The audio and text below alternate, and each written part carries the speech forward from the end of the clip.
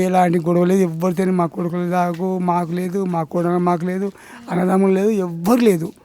అది ఏం జరిగిందో మాకే తెలియదు. ఇక మేము ఏం అనుకుంటలేము, మాకేం తెలుస్తుంది, మేము ఈడు ఉంటుంది మాకేం తెలియదు.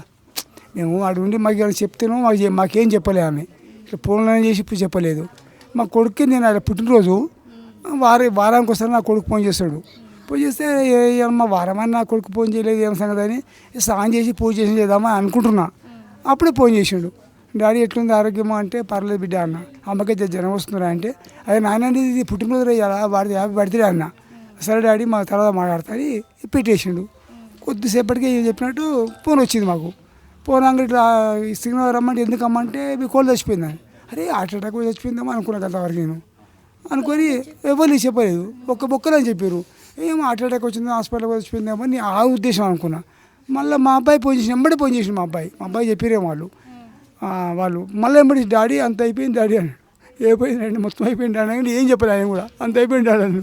అనగానే మేము ఇద్దరం ఎక్కడ పోతామని చెప్పి మా సాడకుడికి మా చెల్లెలకు మా బామ్మడి భార్యకు అందరికి ఫోన్ చేసినాం. గిట్ట చచ్చిపోయిందంట అని చెప్పిన ఒక్కరే మాకు తెలుసు. అందరూ ఊరికొచ్చే వరకల్లా తర్వాత ముగ్గురు అని చెప్తారు. ముగ్గురు రై కింద పడరని అప్పుడు తెలిసింది. అప్పుడే తెలియదు మాకు.